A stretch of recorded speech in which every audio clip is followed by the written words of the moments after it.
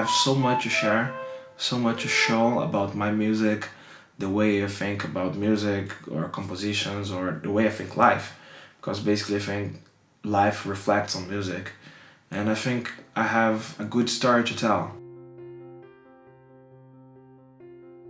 My dad. My dad inspires me to play music. And I remember he was practicing trombone and I was just getting in the middle of his slide or was just like hitting the piano or playing percussion. So he gave me a clarinet, but then the clarinet was too small for me because I was 5 or 6 at the time. So my fingers would fall into the holes of the clarinet. But then eventually I grew up and started playing better. And then at some point I changed for saxophone. And that was the change. It was saying, okay, now it's getting fun to play music because I really like this instrument. So definitely my dad was my first big inspiration. So life in the Netherlands, was a surprise for me. First thing that I really felt difference was the weather. Because in Brazil it's hot most part of the time. It's really, really warm. And here I could clearly see the 4 seasons. And that was a surprise for me to see snow for the first time. To see the canals freezing for the first time. The spring, the summer, people swimming in canals. You know, that was one of the most beautiful things for me that I could ever see. Because Brazil is beautiful, Brazil has a lot of nature, but to see so many people in one place enjoying all those little things was special. So my life in São Paulo was intense, I would say. Like there was a lot of things to do in São Paulo. São Paulo is a really energetic city. It's really a city that breathes by itself. It's kind of New York, you know. You can find anything at any time.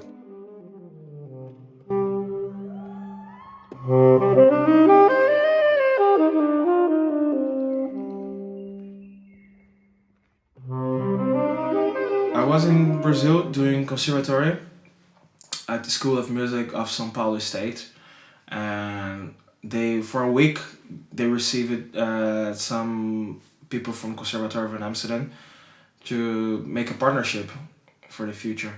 So they went there to check the classical department. They saw me play. So they brought me and the classical guy to Netherlands, to Amsterdam to study for 3 months. The process to applying to the conservatory was a little bit different than the other people because I didn't speak English at all.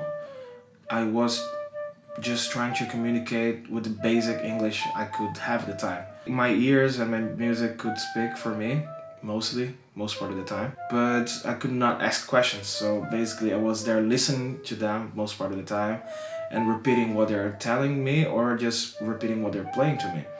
And then my English started to get better after 2 months. And then in the 3rd month they asked me if I would like to study in Amsterdam.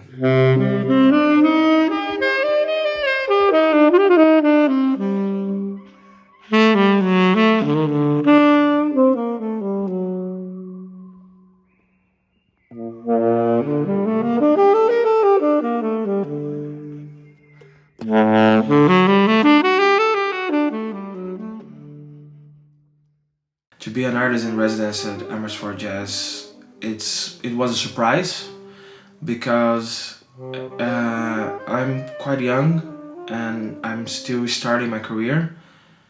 I feel really happy, but also overwhelmed to have such an opportunity to present my music and my work. I'm really looking forward because I feel I have so much to share, so much to show about my music, the way I think about music or compositions or the way I think life. Because basically I think life reflects on music. And I think I have a good story to tell. So Musician's Paradise for me would be a place that you can meet people and share experiences with them. Especially now after 2 years of being locked, being not exposed to the touch, to this interaction. I think now it's more necessary than ever to have connection again with people, to talk, to play together, to share music, to share life experience. Talk to young people, talk to experienced people. Like make this connection, this interaction. I think the musician's paradise would be something like that.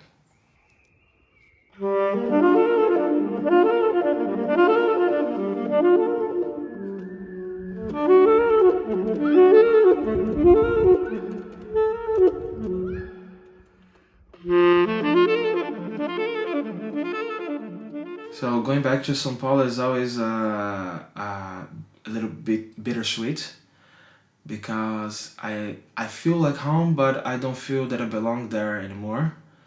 I have family, I have friends, I love Brazil. I really respect Brazilian music and all and everything that happens in that place.